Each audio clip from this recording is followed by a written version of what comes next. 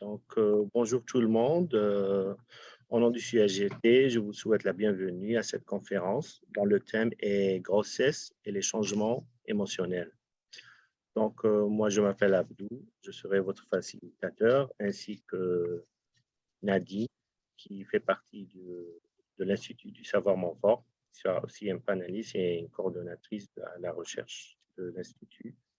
Donc, pour parler un petit peu rapidement du centre francophone, donc le centre offre francophone qui réside dans le Grand Toronto, des services de soins médicaux primaires, de promotion de la santé, misant sur l'équité et diverses cliniques pour la vaccination et la gestion des maladies chroniques. En matière de santé mentale, nous offrons des services d'évaluation, de suivi, de counseling et d'accompagnement psychosocial pour les jeunes et adultes. Nos services sont gratuits et confidentiels. Voilà, vous pouvez nous contacter via notre site web Centre francophone. Et sans plus tarder, donc on va donner la conférence d'aujourd'hui est en lien avec la collaboration avec deux projets, si je ne me trompe pas, deux projets de recherche menés par le docteur Marie-Hélène. Donc, le choix du thème de grossesse et changement émotionnel durant la grossesse, la fin de vie de grands changements, tant physiques que psychologiques, mais souvent on parle plus des changements physiques et moins de l'impact de la grossesse sur la santé mentale.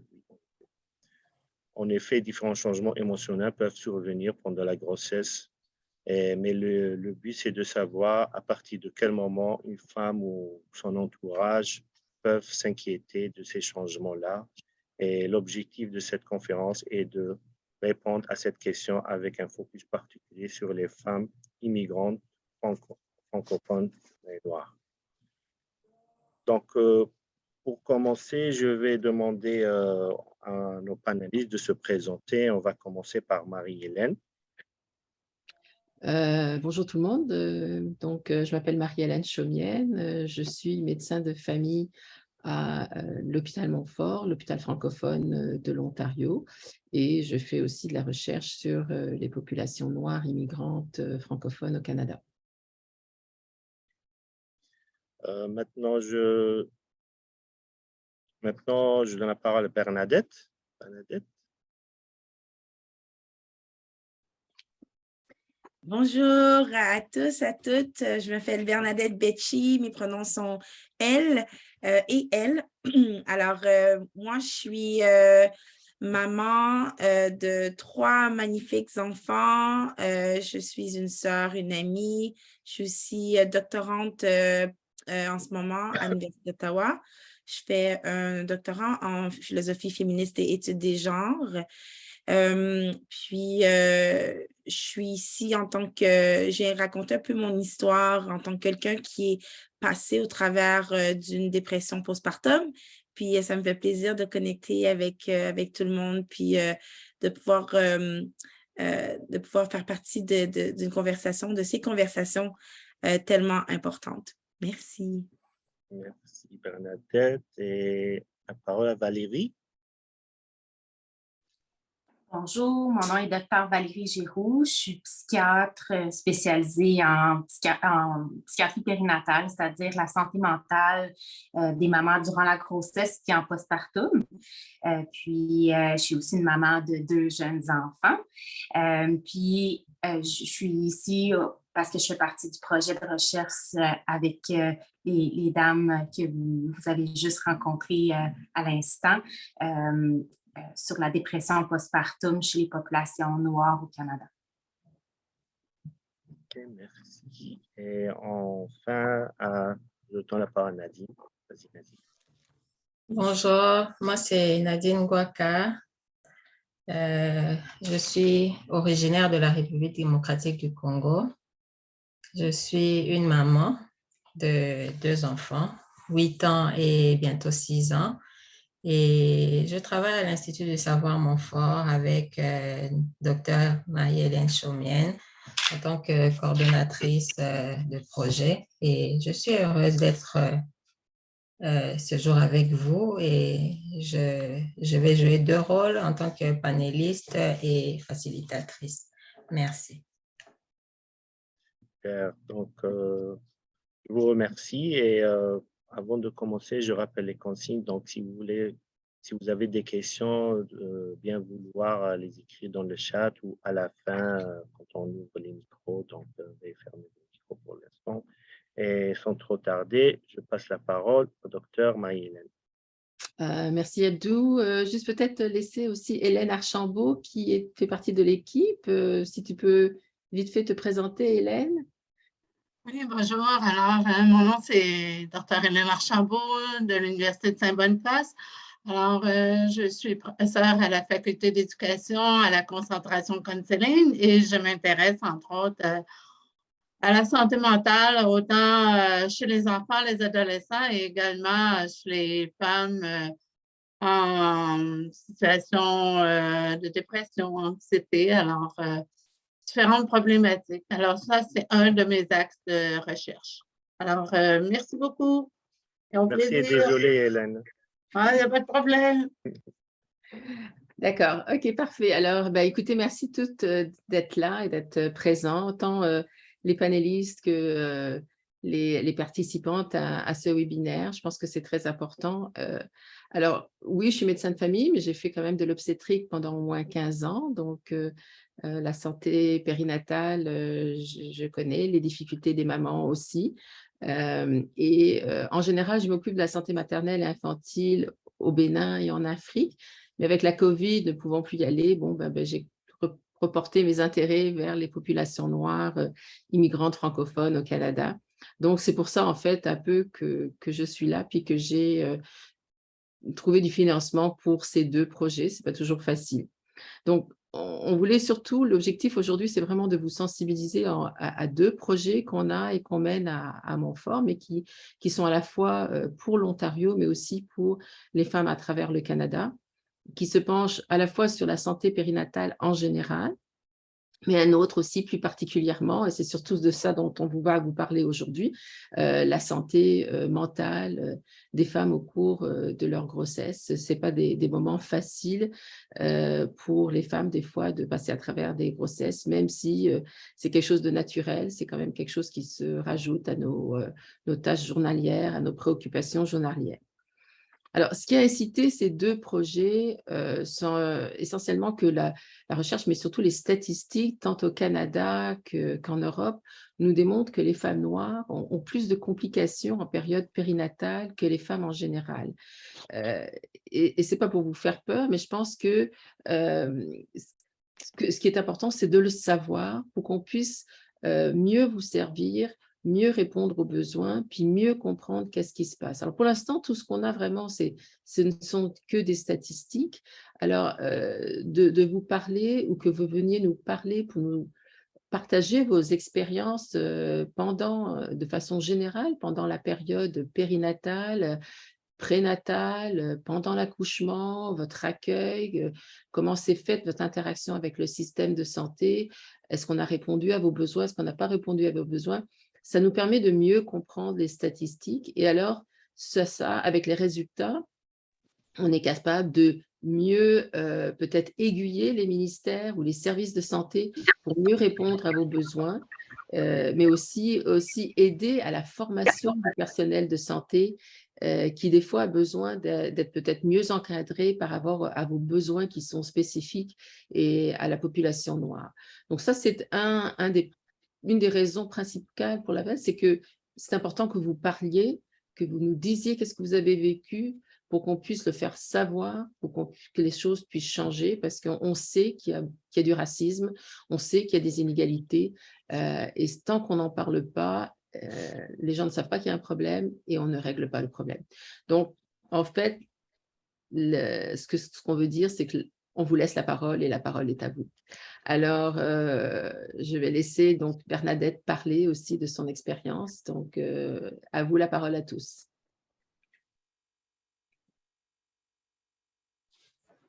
Merci Marie-Hélène. Oui, on va commencer avec Bernadette. Bernadette, c'est une femme qui a traversé la dépression postpartum lors de sa première grossesse et elle s'en est sortie grâce à son entourage et au système de santé. Elle va nous raconter son parcours. Merci beaucoup, Nadine. Merci beaucoup tout le monde d'abord pour l'opportunité. J'aimerais commencer en vous, à tous ceux et celles à qui peut-être ça vous remue certaines émotions, peut-être les personnes qui sont en plein dedans en ce moment, qui sont en train de parcourir ce chemin très épineux. Je voudrais vous dire que je vous vois et puis, il y a beaucoup d'espoir malgré cette souffrance interne qu'on vit lorsqu'on traverse une dépression postpartum. Alors, pour raconter un peu mon histoire, moi, comme je le disais tout à l'heure, je suis maman de 3 enfants. Mon plus vieux va avoir 9 ans, ma fille va avoir 7 ans et le plus jeune va avoir 2 ans dans 2 semaines. J'ai eu... D'abord, moi, j'ai toujours voulu être maman. C'est toujours été un de mes rêves. Il y a beaucoup de choses il y avait quelques petites choses sur ma liste de choses que je voulais faire dans ma vie et devenir maman était dans les premières, en tout cas dans le top 10, je pourrais dire, même top 5. Alors, j'ai toujours su que je voulais être maman. Ma grossesse a été, dès mon premier, a été désirée, voulue. Mon bébé a été attendu. J'ai aimé cet enfant depuis la conception. Puis, j'avais aussi une attente, je crois, très grande de ce qu'allait être ma maternité, de la façon que j'allais être maman, le bébé qui allait arriver. J'avais déjà beaucoup d'attentes, puis je m'étais déjà imaginé, je pourrais dire, cette maternité qui allait commencer pour moi. J'ai eu une grossesse pas difficile, pas facile. Ça a été une grossesse assez normale. Ma première grossesse, un corps qui change, beaucoup d'émotions, aussi beaucoup d'hormones. Mais j'ai quand même gardé je dirais un bon contrôle. Puis j'utilise ce mot avec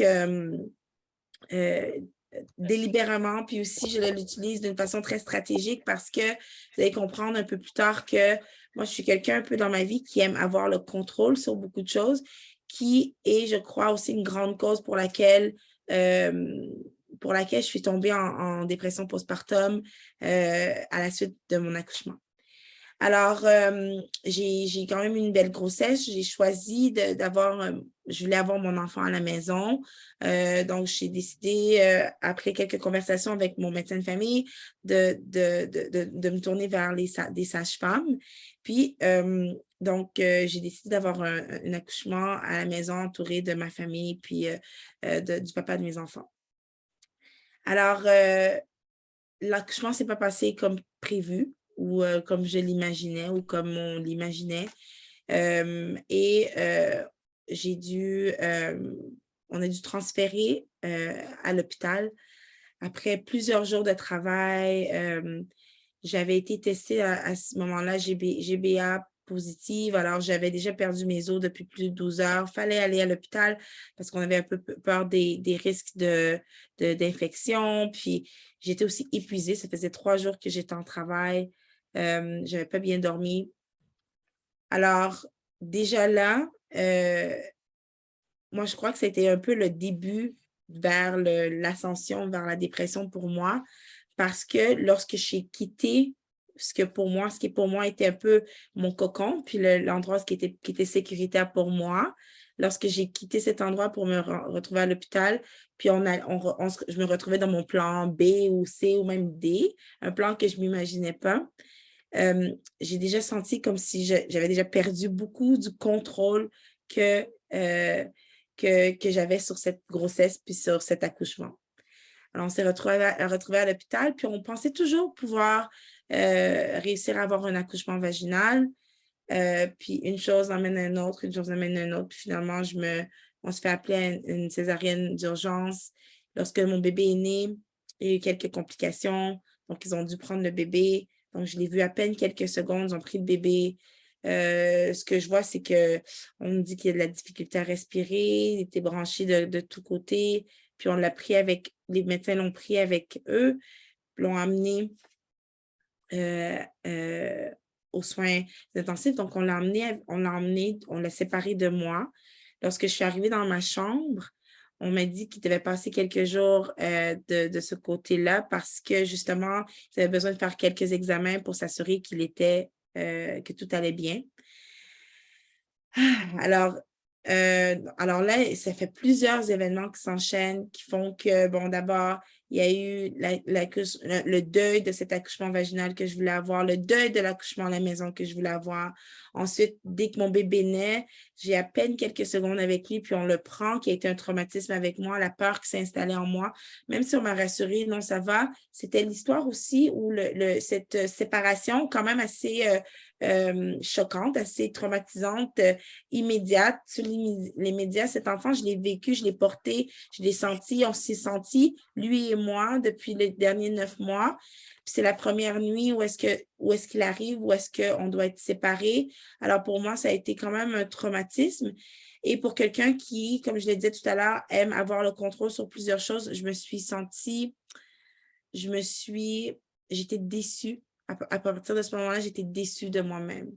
Je me suis dit, mais comment j'étais toujours en confiance avec mon corps. Moi, je suis quelqu'un je suis danseuse depuis longtemps. Je suis quelqu'un puis j'ai fait beaucoup de sport. Je suis quelqu'un qui est dans le moment qui est en contrôle, qui est en symbiose avec son corps.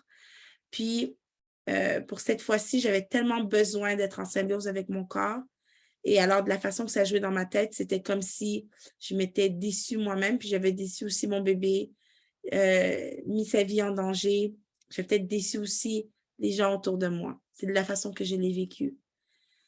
Alors, ces émotions-là, je ne les ai pas nommées tout de suite, mais je me suis sentie triste. J'ai ressenti de la tristesse dès le départ, mais c'est avec le temps, en fait, que les choses ont progressé. Alors, finalement, les tests reviennent, tout est beau, on peut repartir à la maison. Déjà, il y a ce stress de OK, on est nouvellement papa, nouvellement maman. On rentre avec un nouveau bébé tout frais à la maison. Il faut qu'on s'en occupe nous-mêmes tout seuls, essayer à comprendre les besoins. Il y a beaucoup de doutes aussi qui s'installent. Est-ce que je vais être à la hauteur? En fait, toutes ces choses qui s'installent. Moi aussi, je devais guérir. Je venais d'avoir une opération quand même importante, une césarienne. Il y avait comme toutes ces émotions. Et puis là, après, il y a l'histoire de l'allaitement qui n'a pas été facile dans les premiers jours. Puis cette chute d'hormones qui arrive au 3e jour où est-ce que c'est complètement envahissant. En fait, il y avait tellement de choses. Puis petit à petit, mon garçon a présenté quelques problèmes de santé. Les problèmes de santé sont encore venus ajouter à cette culpabilité que j'avais déjà depuis la naissance, comme de quoi j'avais laissé, il y avait eu un manquement, puis c'était de ma faute. Alors, ces problèmes de santé sont venus ajouter à ce poids que je portais beaucoup, que je portais sur les épaules. Puis les pleurs, les larmes se sont accumulées, ont augmenté chaque jour, plusieurs fois par jour. Aussi, cette espèce de dualité entre je suis tellement heureuse d'être sa maman, puis je suis tellement heureuse d'être avec lui maintenant, mais je suis tellement triste aussi. Puis pourquoi tu es triste? Parce qu'il y a la déception, puis il y a toutes ces choses, tous ces deuils que je vis. Puis des gens autour de moi qui me comprennent plus ou moins, qui m'écoutent, qui veulent être là pour moi, mais qui ne savent pas trop vraiment comment me consoler parce que pour eux, mon bébé est là, puis moi, je suis là, puis c'est ça l'important. Pourtant, moi, je suis en train de vivre une tristesse quand même assez profonde. Puis mes sages-femmes qui remarquent aussi parce qu'elles viennent me visiter régulièrement, puis elles remarquent cette espèce de... je m'excuse de mon anglicisme, mais ce pattern qui s'installe. Puis aussi les discussions qu'on a. Je suis quelqu'un d'assez expressif, donc c'était quand même facile de voir. Puis aussi, j'en parlais, je disais, je suis triste, je le nommais, je le disais tout haut.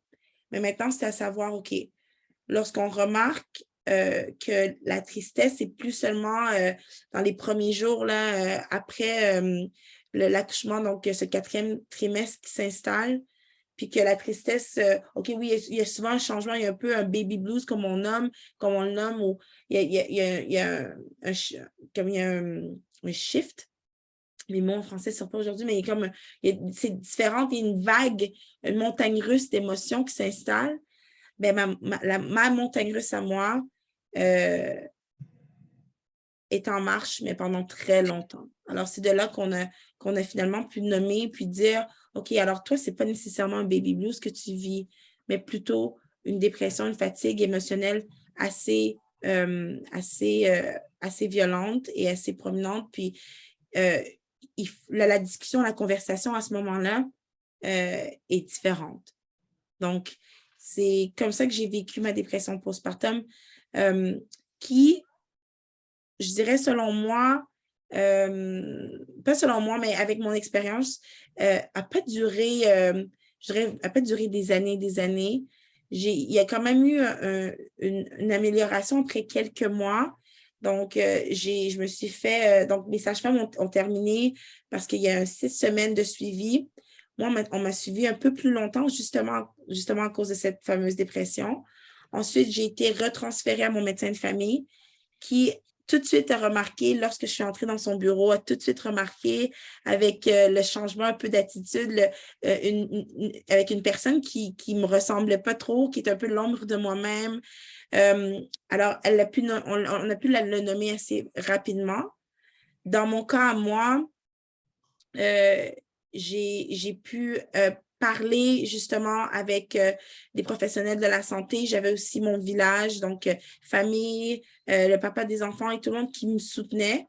Et parce qu'il y a eu quand même une amélioration avec toutes ces différentes techniques, ces différents moyens, j'ai pas nécessairement eu à prendre nécessairement de médicaments ou quoi que ce soit pour m'aider à m'en sortir.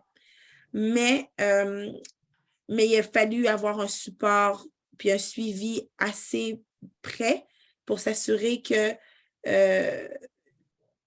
lorsque je remontais, qu'il n'y ait pas nécessairement une rechute ou que la montée ne soit pas superficielle, mais que c'était vraiment une guérison qui se passait aussi du niveau interne et psychologique, en fait. OK. Merci Bernadette pour cette histoire combien touchante. Et lorsque les professionnels de santé ont pu mettre un nom sur cette souffrance que vous sentez, nous voulons savoir, est-ce que vous avez dit que vous n'avez pas été médicamenté, est-ce que vous avez suivi des thérapies? Alors, moi, tout de suite, comme ça, lorsque j'ai vécu ma dépression postpartum, je vous dirais la première fois, pas qu'il y en a eu d'autres, mais je vous explique un peu la raison pour que je le dis comme ça. C'est parce que, en fait, c'est la première fois que je n'ai pas suivi de thérapie. J'ai eu l'aide de mon médecin, puis l'aide de ma famille. Puis, j'ai aussi recommencé. Ce qui m'a aidé beaucoup dans cette dépression, c'était de recommencer à faire des activités qui me tenaient à cœur avant la dépression. Donc, comme je disais tout à l'heure, moi, je suis danseuse. J'ai recommencé à danser. Je fais du bébé portage. Donc, je portais mon bébé. Je sortais pour aller danser avec d'autres parents. J'ai commencé à recommencer à faire des choses, à me réapproprier des activités qui, avant de devenir maman, me tenaient à cœur.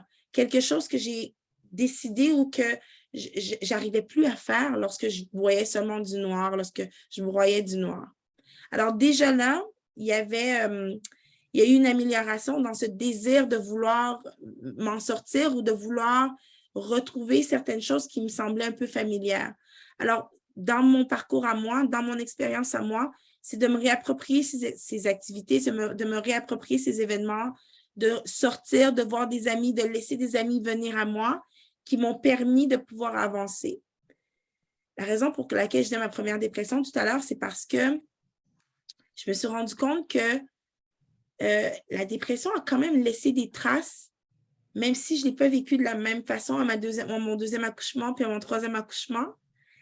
Il y a toujours, je continue à vivre d'une certaine façon un peu certains événements qui me rendent très anxiogène. Donc, on dirait qu'il y a une anxiété qui est restée, régnée, mais la deuxième fois, puis la troisième fois, j'ai été capable de le nommer rapidement.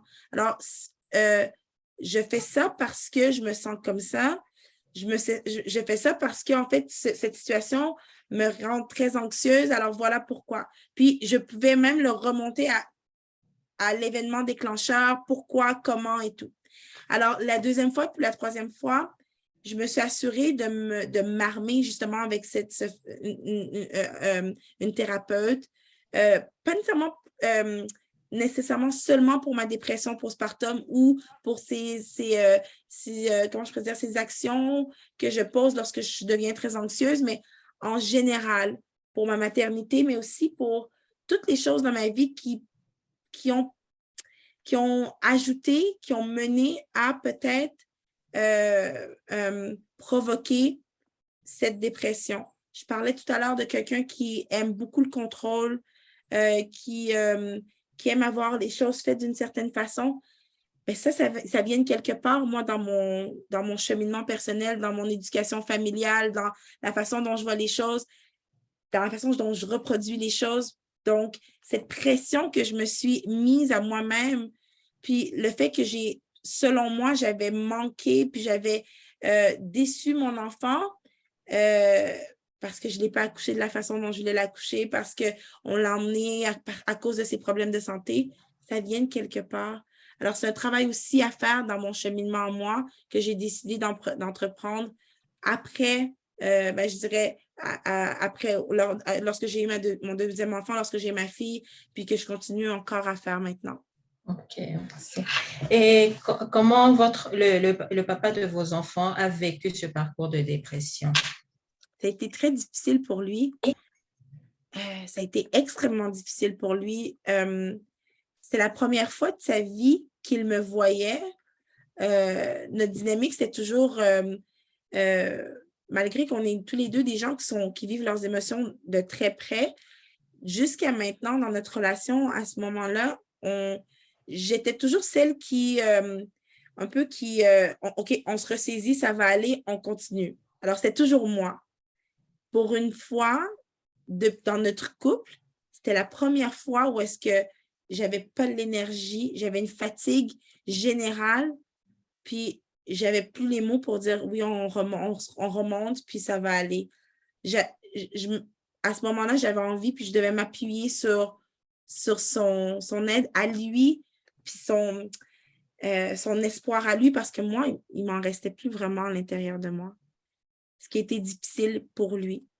Puis lui, je crois sincèrement qu'il a vécu sa propre dépression à lui, mais en plus, une charge mentale de plus parce que moi, je vivais une dépression aussi, puis ça lui a fait peur, tous ces changements. Il y avait d'abord tellement de changements avec un bébé malade, toutes ces choses, en plus de me voir découragée, puis de voir que c'était difficile pour moi de m'en sortir.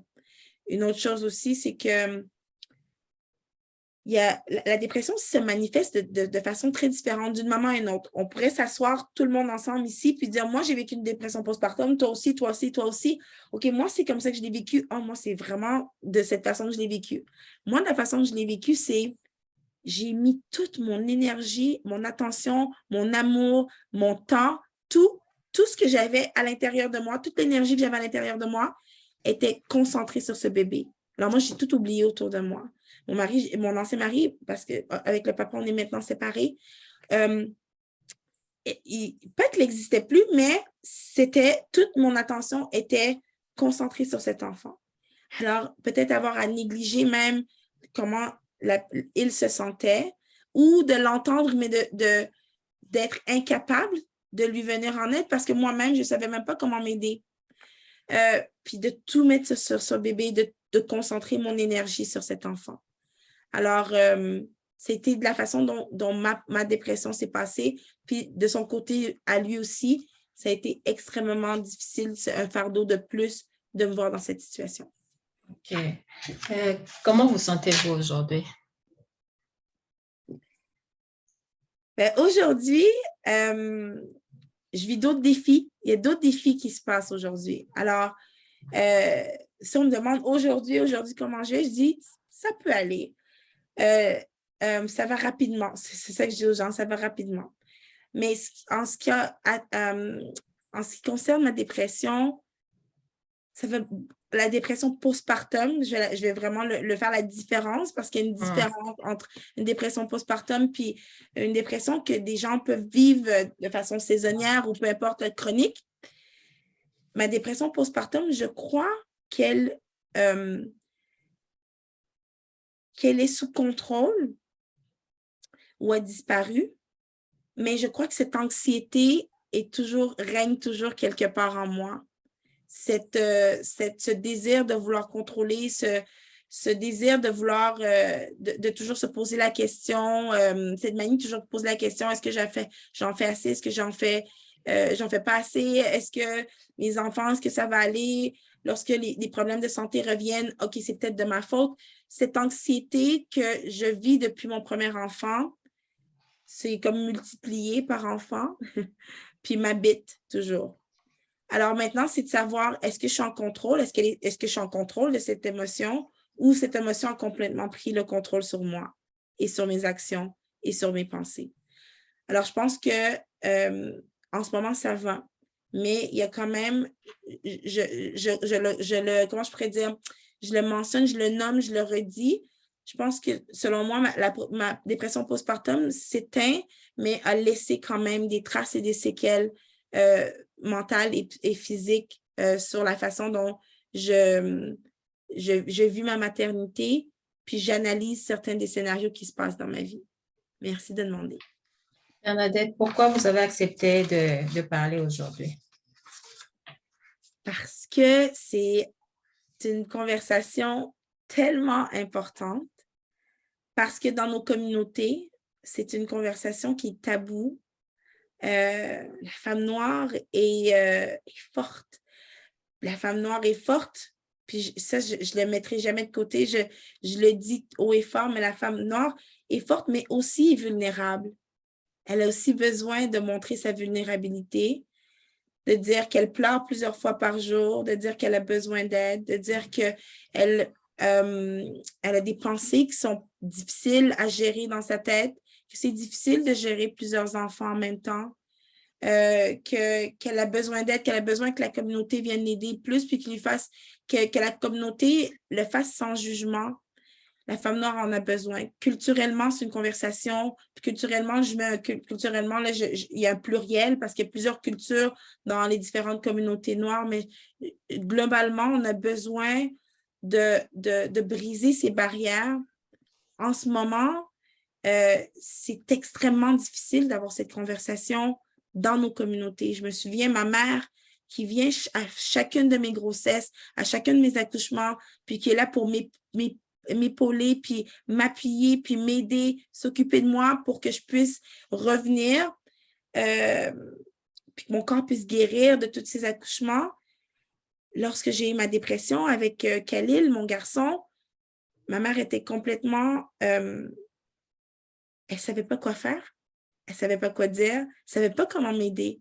Pourtant, après, lorsque j'ai commencé à aller mieux, elle-même a commencé à se dire, moi aussi, je pense que j'en ai déjà vécu une dépression postpartum, mais je ne savais pas ce que je vivais, puis je ne savais pas comment le nommer. Alors, c'est pour ça que j'en parle. C'est pour dire, moi, en tant que femme noire, j'ai vécu une dépression postpartum. Il n'y a pas à avoir honte, il n'y a pas à se cacher. Ça n'enlève aucunement le succès, les belles choses, le fait nous sommes des mamans extraordinaires et exceptionnelles, mais il faut aussi aller nommer cette douleur qui est en nous, parce que sinon, ça va se multiplier, puis on se fait du mal, puis on va continuer à se faire du mal si on n'a pas ces conversations-là. Okay. Merci beaucoup. Vraiment, vous êtes un exemple de résilience. On n'a pas fini, on va retourner tout à l'heure. À présent, on va passer à Valérie. Bonjour. Bonjour Valérie. Valérie est psychiatre et ce que nous voulons savoir, dans votre pratique, est-ce que vous recevez les femmes de la communauté noire? J'en reçois, mais j'en reçois pas une grande quantité, pour être honnête. Malheureusement, parce que je suis certaine que, comme Bernadette a bien dit, il y en a probablement plus qui souffrent, qui ont besoin d'aide. En fait, bien souvent, quand je les vois avec des symptômes assez importants.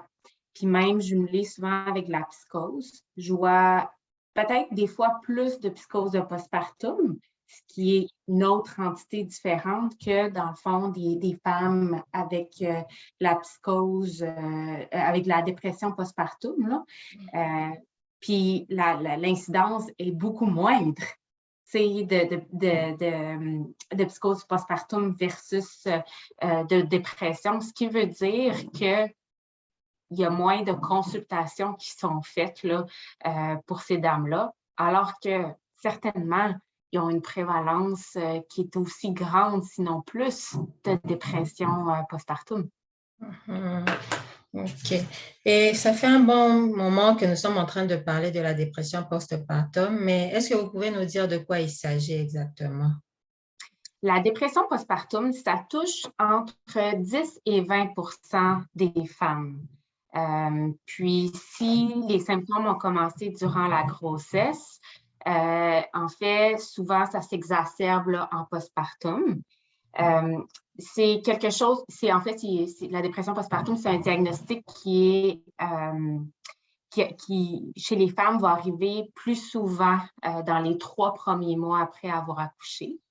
Mais peut survenir, techniquement, là, selon notre outil diagnostique de DSM, là, c'est 4 semaines postpartum, mais en pratique, les psychiatres périnatales, on s'entend que c'est toute l'année en postpartum là, qui est considérée comme la dépression postpartum. Les symptômes de dépression postpartum sont pas mal similaires à une dépression à d'autres moments de la vie de la femme, mais c'est beaucoup plus d'accent sur l'anxiété. Il y a beaucoup plus d'anxiété par rapport aux soins de l'enfant, par rapport à la compétence comme maman. Et puis, il y a aussi ce qu'on appelle des phobies d'impulsion, c'est-à-dire soit des pensées ou des images qu'on va faire mal, que la maman va faire mal à l'enfant, veut absolument pas faire ça, fait que ça provoque énormément de détresse.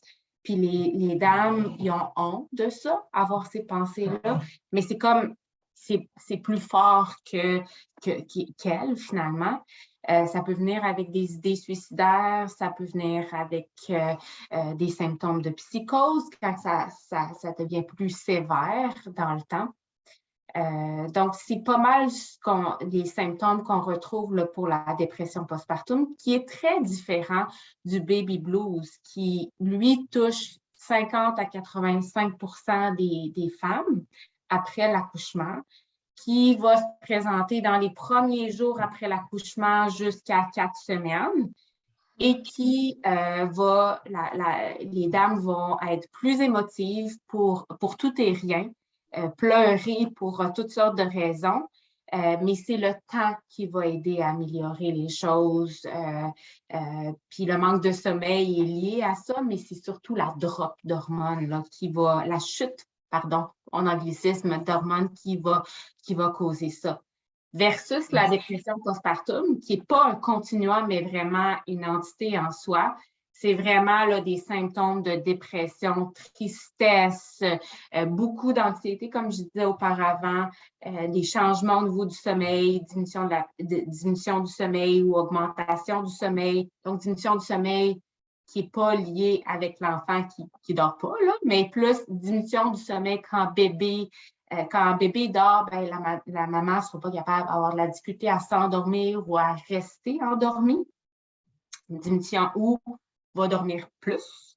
Diminution de l'appétit, des difficultés de concentration, des idées de suicide. Puis c'est ça, manque d'énergie également. Puis, l'anxiété est vraiment, vraiment présente.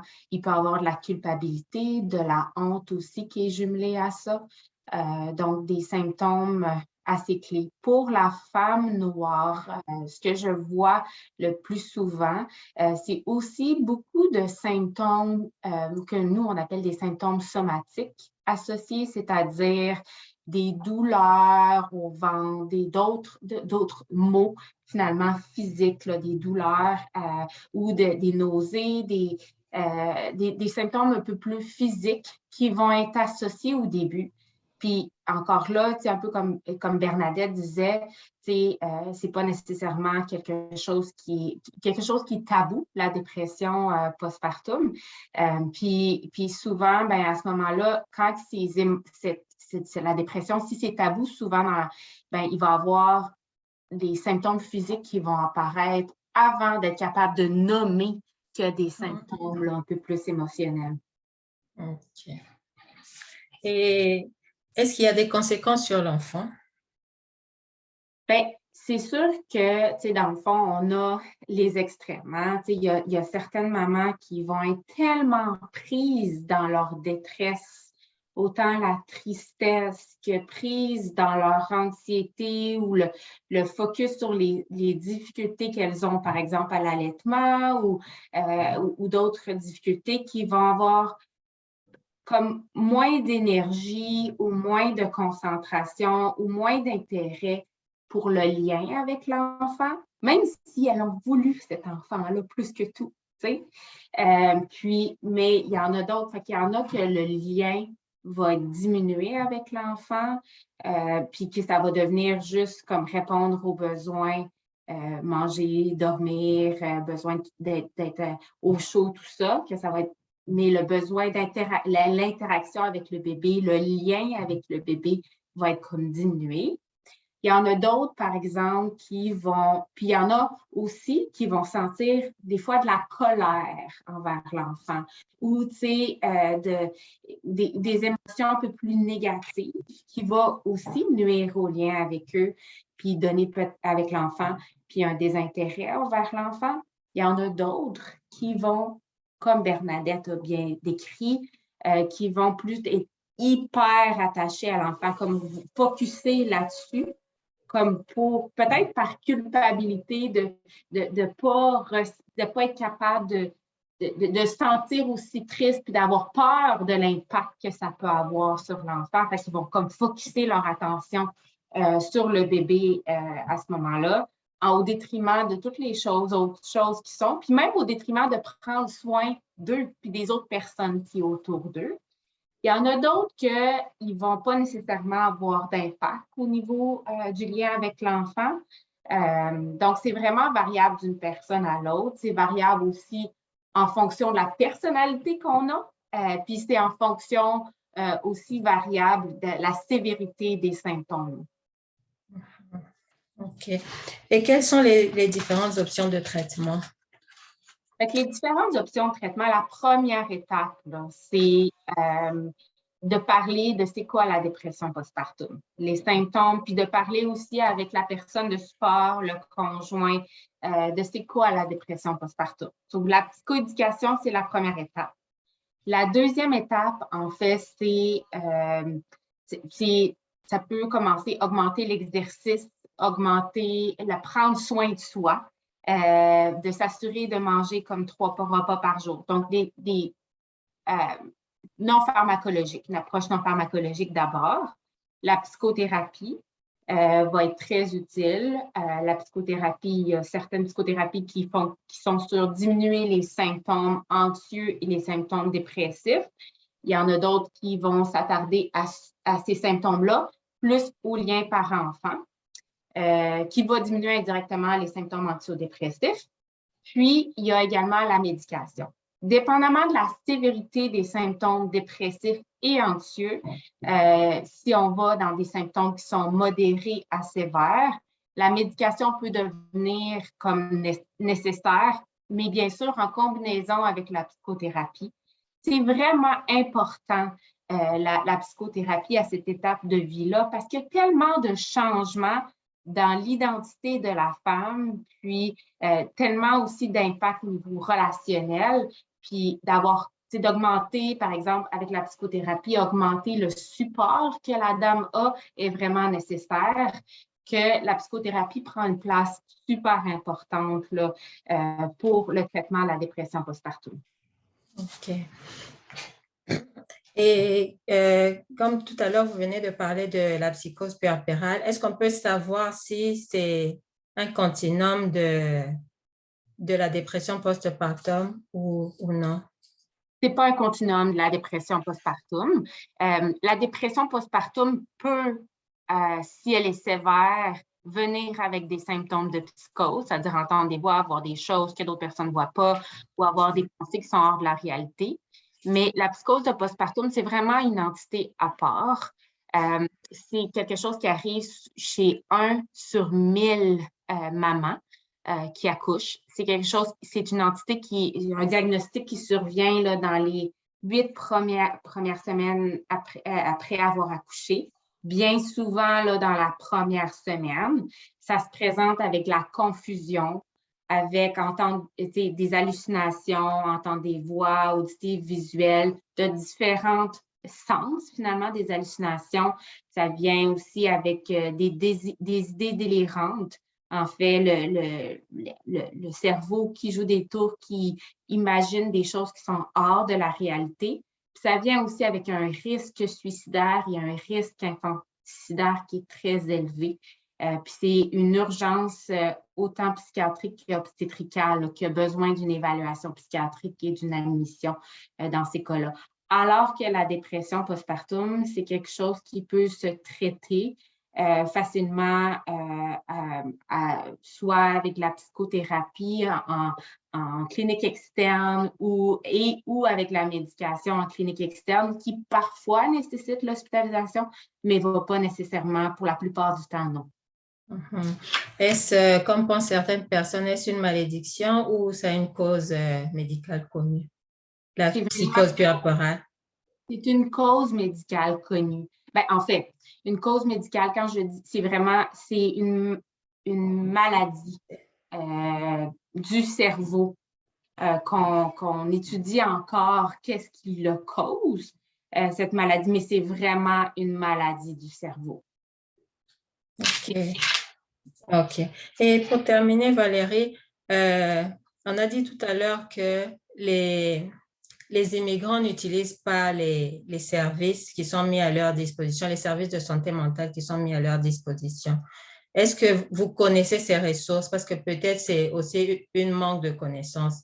Est-ce que vous connaissez des ressources disponibles pour ces personnes, surtout les francophones aussi? Oui, bien sûr. Ben, la première étape est toujours de consulter le médecin de famille ou sa sage-femme. Puis là, à ce moment-là, il y a une référence qui peut être faite si le médecin de famille ne se sent pas nécessairement à l'aise avec traiter puis là, à ce moment-là, un psychiatre qui est spécialisé en psychiatrie prénatale. Puis, au niveau de la psychothérapie, il y a des thérapeutes qui sont spécialisés pour traiter la dépression postpartum. Il y en a même qui traitent les gens dans la population noire, là, parce que des fois, il y a comme un tabou, un malaise que certains ont de vouloir aller vers quelqu'un qui n'est pas à l'aise parce que ça peut être différent. Là. OK. Vraiment, encore une fois, merci Valérie pour ce bel échange. Merci. À présent, je vais continuer. Pour ceux qui n'étaient pas là au début, Marie-Hélène a annoncé que nous avions 2 projets en cours. Et là, je vais enchaîner en parlant des critères d'inclusion pour le projet. En effet, on a 2 projets. Le premier, c'est la santé périnatale chez les femmes immigrantes francophones et noires d'Afrique subsaharienne et des Caraïbes. Et le deuxième projet, c'est la dépression postpartum chez cette même population. Donc, comme critère d'inclusion, il faut être, pour participer à ce projet, il faut être une femme noire d'Afrique subsaharienne ou des Caraïbes, être francophone et avoir accouché les 10 dernières années au Canada. plutôt en Ontario, avoir accouché les 10 dernières années en Ontario. Et pour l'étude sur la dépression, toute femme qui pense avoir fait la dépression, qui a été prise en charge, ou même qui a fait la dépression mais qui n'en a pas parlé, serait la bienvenue pour cette étude. Et même si vous avez connu des émotions et que vous ne savez pas bien les définir, mais que c'était assez intense, vous serez le bienvenu aussi pour participer à ce projet. Et pour la santé périnatale, là, vraiment, on s'attend à ce que les femmes viennent nous parler de leur expérience d'accouchement, comment ils ont navigué à travers le système de santé. Donc, c'est quelque part ça. Et concernant le déroulement, nous allons tenir des entretiens ou des groupes de discussion. Les entretiens se passent un à un et les groupes de discussion, c'est en groupe. Ça sera vraiment selon les choix des participantes. Concernant la confidentialité, c'est un sujet que nous prenons très au sérieux selon les exigences du comité d'éthique. Donc, tous les membres de l'équipe de recherche ont signé une entente de confidentialité pour ce projet. Et lors des groupes de discussion, les femmes doivent s'assurer que leurs noms ne seront pas utilisés. Nous allons utiliser des noms fictifs pour que lors des enregistrements, qu'elles ne puissent pas être identifiables. Et leur nom, comme l'âge ou autres renseignements personnels, ne sera pas retrouvé dans les rapports. Donc, dans aucun rapport, leur nom ou date de naissance pourra apparaître. Donc, c'est vraiment ça. À présent, je vais passer la parole à Abderrahmane pour continuer avec la session des questions et des discussions. Merci Nadine, merci à nos intervenantes Valérie et Bernadette. Moi, j'ai trouvé ça très, très intéressant, surtout de point de vue, moi, en tant que papa, mari, homme, je ne savais pas du tout. Et c'est surtout, je pense, ça a dû aussi à la culture africaine et tout, ça joue. C'est un atelier à refaire, je pense, pour la communauté. Et si vous avez des questions, n'hésitez pas. Vous pouvez ouvrir vos micros ou les écrire dans le chat. Moi, je vais commencer rapidement. J'ai une petite question à Bernadette. Donc, Bernadette, vous avez dit que vous n'êtes plus avec votre mari. Pensez-vous que la partie que vous avez vécue, cette dépression, est-ce qu'elle a eu un impact après sur ta relation ou ça n'a rien à voir? Tout à fait. Moi, en tout cas, de mon côté, oui. Puis je pense que faudrait poser cette question à plusieurs personnes qui ont vécu une dépression postpartum et qui sont en couple et à savoir ce que ça fait sur la personne, puis le conjoint, la conjointe et sur leur couple. Mais moi, tout à fait, je pense que ça a eu un impact.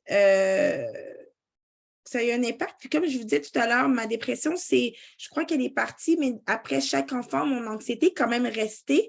Puis j'ai eu cette même intensité de focus sur chacun de mes bébés. Donc, à chaque enfant, je me suis comme un peu jetée corps et âme sur la façon dont je m'occupe de l'enfant, sur cette proximité que je dois avoir absolument avec mon enfant, avec mes enfants. Donc, on ajoute les enfants, puis on ajoute un peu l'absence de la femme en tant que femme, puis on retrouve de plus en plus, la mère qui a comme pris un peu toute l'emprise sur le corps, sur mon corps, puis sur mes actions, puis sur ma personne, en fait.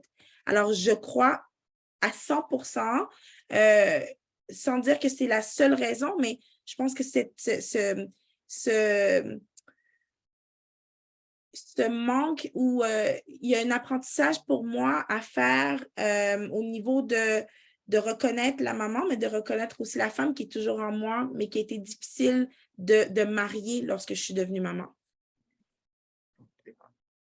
Merci. Donc, c'est pour ça, moi, je trouve qu'il est primordial que les papas savent au moins qu'ils soient instruits de ce que la mère passe par pour qu'ils soient plus compréhensibles, ils aident plus.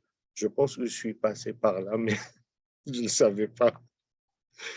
Donc, merci. Merci de la question. Et n'hésitez pas si vous avez des questions, hein.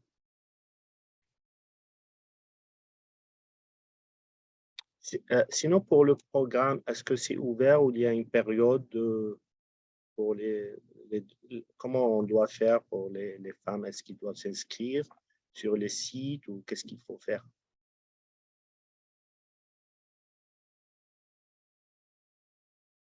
Nadine, tu peux répondre?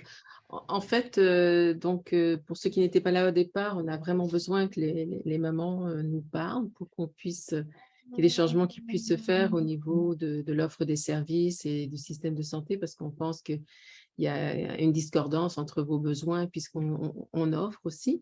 Mais donc, on est ouvert au moins jusqu'à certainement fin décembre, parce qu'après, on doit rendre un rapport fin mars. Donc, on voudrait finaliser les entrevues ou les groupes de discussion avec les mamans d'ici là.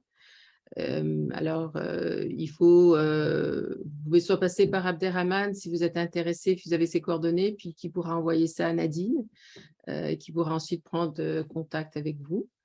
Et puis j'aime beaucoup le commentaire d'Abdou, parce que je pense que c'est souvent délaissé, puis je pense que c'est important, le couple, hein, c'est une affaire de famille, et ce qui se passe avec la maman, ça se répercute sur le conjoint, la famille, puis quand ça arrive, par exemple, au niveau de la deuxième grossesse, sur les autres enfants, etc. Donc, c'est pas un événement d'une personne, c'était un événement de toute la famille. Donc, Ok, merci. Je vois la main levée de Valérie. Je veux simplement dire que, en fait, cette étude-là vient aussi nous permettre de mieux comprendre pourquoi il y a pourquoi les dames avec la population noire immigrantes au Canada vont moins consulter. Puis qu'est-ce qui pourrait faire que vous allez plus consulter, puis pour qu'on puisse vous aider. Parce qu'au final, nous, on veut aider le plus possible les gens. On veut faire en sorte que les gens souffrent moins, en fait, parce que c'est comme Bernadette l'a bien expliqué, c'est souffrant cette période-là, ça a un impact, en fait, sur la famille, sur le couple, sur la personne en soi, donc sur les autres enfants. Donc, on veut vous aider à mieux vous sentir dans une période qui est tellement cruciale dans votre vie. Donc, fait que merci beaucoup là, de votre partage. Voilà. Merci. Donc, s'il n'y a pas de questions, on va donner le mot de la fin à Marie-Hélène.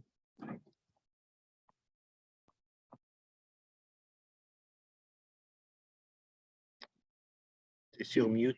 La sourdine, comme dit la sourdine, alors comme dit Valérie, merci pour celles qui participeront. On vous remercie énormément, mais on ne peut pas faire cette étude sans vous. Les choses ne peuvent pas changer sans vous. Alors, la parole est vraiment à vous. Et si les choses doivent changer, on doit savoir, parce que comme je disais au départ, on a des statistiques qui nous disent que les choses sont différentes, mais les statistiques ne nous disent pas le pourquoi, comment. Et on l'a compris avec Bernadette, c'est tellement complexe, c'est tellement différent d'une maman à l'autre qu'on ne peut pas juste se fier à des chiffres statistiques pour faire des changements. Il faut vraiment qu'on puisse rejoindre chacune et chacun d'entre vous, parce que tout le monde est inclus là-dedans. Les belles mamans, les mamans, et les grands-mères, tout ça, tout le monde, comme dit, j'aime beaucoup l'expression de Bernadette, le village est inclus dans tout ça. Alors, merci d'avoir participé. Puis, faites passer le mot. La session est enregistrée, donc j'imagine qu'elle va se retrouver sur le site du Centre francophone ou quelque part. Puis, si vous avez des amis qui veulent, même si elles ne participent pas, s'ils veulent apprendre, si elles veulent comprendre, ça peut aussi les aider. Alors, On est tous là pour vous aider parce que oui, c'est très souffrant dans un moment qu'on voudrait être parfait, hein, et qu'on voudrait qu'il soit tout beau. Mais alors, c'est ça. OK. Donc, merci beaucoup, Marie-Hélène. Merci à au tout le Centre monde. francophone. Hein. Merci aussi. Donc, sur ce, on vous souhaite une très belle journée et peut-être à la prochaine. Parfait. Merci Au beaucoup. revoir. Au revoir Merci, tout le monde. bye-bye. Au revoir. Bye. Bye bye.